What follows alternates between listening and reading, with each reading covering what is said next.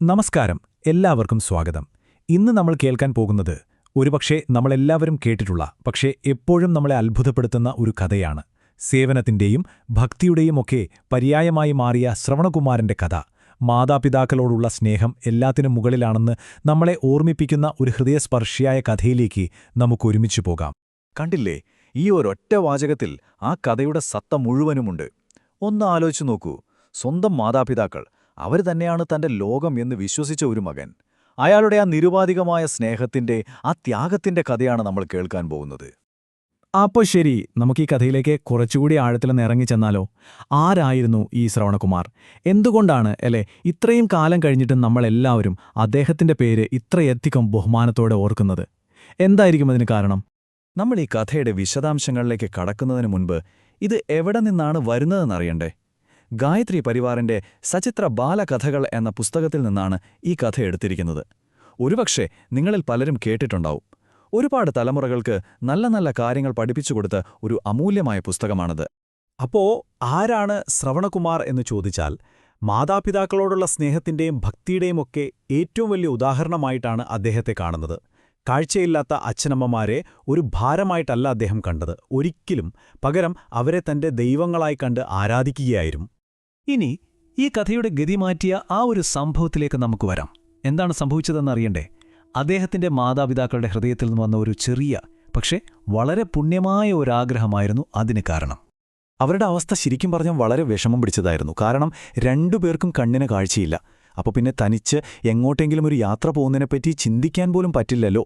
പക്ഷേ അവരുടെ മനസ്സിൽ ജീവിതകാലം മുഴുവൻ അവർ കൊണ്ടുനടന്നൊരു വലിയ സ്വപ്നമുണ്ടായിരുന്നു. എന്താണെന്നോ, പുണ്യസ്ഥലങ്ങളിലേക്കൊക്കെ ഒരു തീർത്ഥയാത്ര പോകണമെന്നതായിരുന്നു അത്.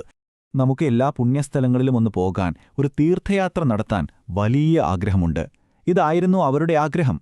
വളരെ ലളിതമായ ഒന്നല്ലേ? പക്ഷേ ആ വാക്കുകളിലെ ആത്മാർത്ഥതയും ആ ഒരു തീവ്രതയും നോക്കൂ. ശരിക്കും ഇതാണ് ഈ കഥയുടെ ഹൃദയമെന്ന് പറയുന്നത്.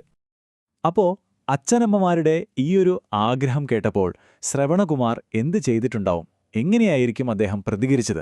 നമുക്ക് നോക്കാം. ഞാൻ തീർച്ചയായും നിങ്ങളുടെ ആഗ്രഹം നിറവേറ്റും. ഇതായിരുന്നു അദ്ദേഹത്തിന്റെ മറുപടി. ഒരു നിമിഷം പോലും ഒന്ന് ആലോചിക്കുകയോ സംശയിക്കുകയോ ചെയ്തില്ല.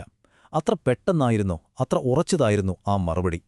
ഇതിൽ നിന്ന് തന്നെ നമുക്ക് മനസ്സിലാക്കാം മാതാപിതാക്കളോട് അദ്ദേഹത്തിന് എത്രത്തോളം ആത്മബന്ധം ഉണ്ടായിരുന്നുവെന്ന്. വെറുതെ ഒരു വാക്കുകൊടുത്തു മാറി നിൽക്കുകയല്ല അദ്ദേഹം ചെയ്തത് കേട്ടോ. ഉടനെ തന്നെ അതിനുള്ള പണികൾ തുടങ്ങി. നോക്കൂ, ആദ്യം വാക്കുകൊടുത്തു. രണ്ടാമതായി അവരെ കൊണ്ടുപോകാനായി ഒരു കാവടിയുണ്ടാക്കി. അതായത് ഒരു മുളവടിയുടെ രണ്ടറ്റത്തും ഓരോ കുട്ടകൾ തൂക്കിയിട്ട് അവരെ അതിലിരുത്തി കൊണ്ടുപോകാൻ. എന്നിട്ട് ആ യാത്രയ്ക്ക് തുടക്കം കുറിച്ചു. അദ്ദേഹത്തിന്റെ സ്നേഹവും ബുദ്ധിയും ഒത്തുചേർന്നത് കണ്ടില്ലേ? അങ്ങനെ ആ ഒരു അസാധാരണമായ യാത്ര ആരംഭിക്കുകയാണ്. ആ പ്രയത്നത്തിന്റെയും ത്യാഗത്തിന്റെയും ഒക്കെ വലുപ്പം എത്രത്തോളം ഉണ്ടായിരുന്നു എന്ന് നമുക്ക് നോക്കാം. തന്റെ തോളിൽ, ആ കാവടിയിൽ അച്ഛനെയും അമ്മയെയും ഇരുത്തി ശ്രവണകുമാർ യാത്ര തുടങ്ങി. ഇതൊരു സാധാരണ യാത്രയായിരുന്നില്ല. അത് ഭക്തിയുടെ, സ്നേഹത്തിന്റെ, അതുപോലെ സമാനതകളില്ലാത്തൊരു സമർപ്പണത്തിന്റെയൊക്കെ പ്രഖ്യാപനം കൂടിയായിരുന്നു. ആ യാത്ര എത്രത്തോളം കഠിനമായിരുന്നിരിക്കും എന്നൊന്ന് ആലോചിച്ചു നോക്കൂ. കൊടും വനങ്ങളിലൂടെ നടന്നു, വലിയ പുഴകൾ കടന്നു. അങ്ങനെ മാതാപിതാക്കൾ കാണാൻ ആഗ്രഹിച്ച ഓരോ പുണ്യസ്ഥലത്തും ഓരോ ക്ഷേത്രത്തിലും അദ്ദേഹം അവരെ എത്തിച്ചു. അദ്ദേഹത്തിന്റെ ഓരോ കാൽവെപ്പും ആ സ്നേഹത്തിന്റെയും ത്യാഗത്തിന്റെയും നേർസാക്ഷ്യമായിരുന്നു അല്ലേ? അപ്പോ നമ്മൾ ഈ കഥയുടെ അവസാന ഭാഗത്തേക്ക് കടക്കുകയാണ്. ഇതിൽ നിന്ന് നമുക്ക് കിട്ടുന്ന വലിയ സന്ദേശം എന്താണ്? എന്തുകൊണ്ടാണ് ശ്രവണകുമാരന്റെ പേര് കാലമത്ര കഴിഞ്ഞിട്ടും മായാതെ നിൽക്കുന്നത്? നമുക്കതിലേക്ക് വരാം. മാതാപിതാക്കളെ സേവിക്കുന്നതാണ് ഏറ്റവും വലിയ തീർത്ഥാടനം. ഇതാണ് ആ സന്ദേശം. നമ്മൾ എത്ര വലിയ പുണ്യസ്ഥലങ്ങളിൽ പോകുന്നതിനേക്കാളും, എത്ര വലിയ തീർത്ഥയാത്ര നടത്തുന്നതിനേക്കാളുമെല്ലാം വലുത് നമ്മുടെ മാതാപിതാക്കളെ സേവിക്കുക എന്നതാണ്. ഇതിലും വലിയൊരു തീർത്ഥാടനമില്ല.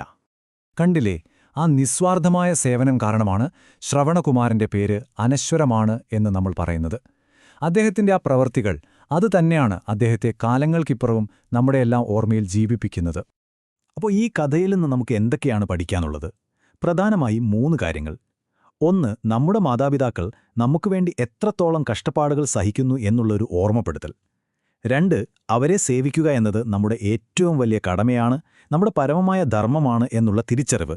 പിന്നെ 3ാമത്തത്, യഥാർത്ഥ സ്നേഹവും ഭക്തിയുമൊക്കെ വാക്കുകളിൽ ഒതുങ്ങുന്ന ഒന്നല്ല, അത് പ്രവൃത്തിയിലൂടെയാണ് കാണിക്കേണ്ടത് എന്ന വലിയ പാഠം. ഈ കഥ ഇവിടെ നിർത്തുമ്പോൾ ഒരു ചോദ്യം ഞാൻ നിങ്ങൾക്ക് മുന്നിൽ വയ്ക്കുകയാണ്. ശ്രവണകുമാറിന്റെ ഈ കഥ, അത് നമ്മുടെയൊക്കെ ജീവിതത്തെക്കുറിച്ച് നമ്മളെ എന്താണ് പഠിപ്പിക്കുന്നത്? നമ്മുടെ അച്ഛനമ്മമാരോടുള്ള നമ്മുടെ കടമകളെക്കുറിച്ച് എന്തെങ്കിലും പുതിയ ചിന്തകൾ നൽകുന്നുണ്ടോ? തീർച്ചയായും ഒന്ന് ആലോചിച്ചു നോക്കേണ്ട വിഷയമാണ്.